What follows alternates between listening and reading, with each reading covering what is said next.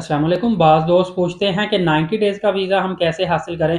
क्योंकि अक्सर दोस्तों का कहना है कि जब भी हम किसी ट्रैवल एजेंट के पास जाते हैं, उनसे उम्रा वीज़ा हासिल करते हैं, तो ट्रैवल एजेंट हमको बोलता है कि आपने मैक्सिमम 28 दिन के अंदर-अंदर वापस आना है।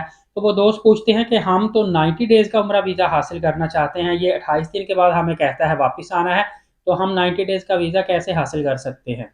तो फ्रेंड्स, असल में बात ये है कि सऊदी शिरके ने आपको 1 माह से ज़्यादा स्टे करने की इजाज़त ही नहीं दी। जब भी आप उम्रा वीज़ा लगवाते हैं, तो ट्रैवल एजेंट हमेशा आपसे जो वीज़ाज़ के पैसे लेता है, वो सिर्फ़ 1 माह के वीज़े के पैसे लेता है। 3 माह के वीज़े के पैसे नहीं लेता। अलबत्ता आपको वीज़ा 3 माह का ही दिया जाता है, जो कि एक्सटेंडेबल होता है, लेकिन आपसे जो फ़ी चार्ज होती है, वो सिर्फ़ 1 माह की होती है। और 28 दिन का आपको पैकेज इसीलिए ही देते हैं मैक्सिमम, कि आप 2 दिन पहले, 1 महीने से 2 दिन पहले वापस आ जाएँ, ताकि आपको लास्ट 1-2 दिन में कोई परेशानी, कोई बीमारी, कोई फ़्लाइट लेट, किसी न किस्म का इश्यू ना हो और आप ओवरस्टे ना हो जाएँ।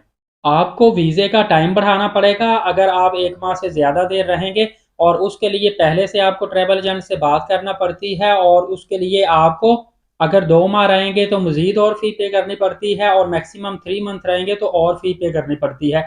देखिए, बज़ाहिर तो यही लगता है कि 3 मंथ का उम्रा वीज़ा है। मैंने भी रिसर्च की थी, सऊदी गवर्नमेंट के साथ कॉन्टैक्ट किया था, मुझे कन्फर्म हुआ था कि 3 मंथ का ही वीज़ा लगा है, और आप 3 मंथ ही अगर रहते हैं, ट्रैवल एजेंट को 1 माह का बता के 3 मंथ आप वहाँ पे स्टे करते हैं, तो आप लीगल हैं, क्योंकि आपके पास जो वीज़ा एक्सपायरी है वो 3 मंथ ही है।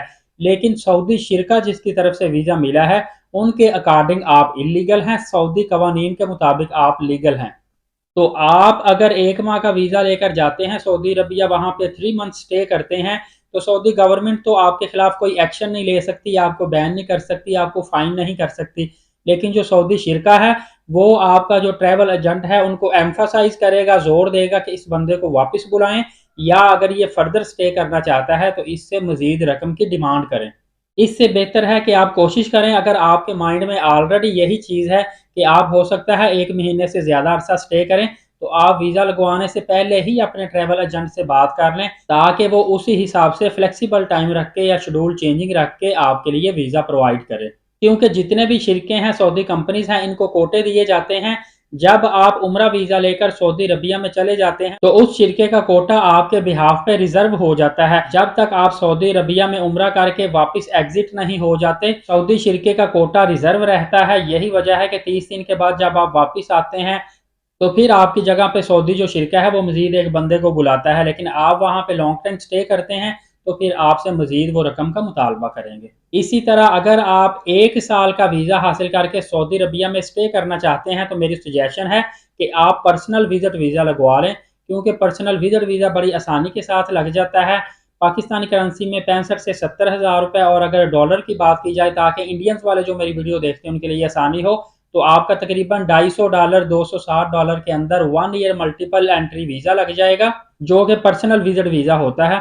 और आप जितनी दफ़ा चाहें सऊदी अरबिया में क़याम कर सकते हैं, जितने चाहे उम्रे कर सकते हैं, जहाँ चाहें घूम फिर सकते हैं। लेकिन याद रखिएगा कि एक वक़्त में आप मैक्सिमम 3 मंथ सऊदी अरबिया में स्टे कर सकते हैं। एवरी आफ्टर 3 मंथ आपको सऊदी अरबिया को एग्ज़िट करना पड़ेगा, फिर दोबारा से आप आ सकते हैं। इसके अलावा मैं आपको टोटल 4 किस्म के विज़िट वीज़े बताता हूँ, जिस पर आप जितनी दफ़ा चाहें उम्रे अदा कर सकते हैं, और जितना चाहें आप क़याम कर सकते हैं। लॉन्ग टाइम आपका स्टे हो सकता है, और आपको ये वीज़ाज़ काफ़ी सस्ते भी पड़ते हैं। नंबर 1 पे तो जो मैंने आपको बता दिया, 3 मंथ का उम्रा वीज़ा होता है, इस पे भी आप सऊदी अरबिया आ सकते हैं। नंबर 2 आपको बताया, personal visit visa 1 year multiple entry visa होता है। इसके अलावा एक सिंपल भी 1 ईयर मल्टीपल एंट्री वीज़ा होता है, और 1 ईयर स्पॉन्सर विज़िट वीज़ा भी होता है। इसके अलावा टूरिज़्म पे भी आप आ सकते हैं।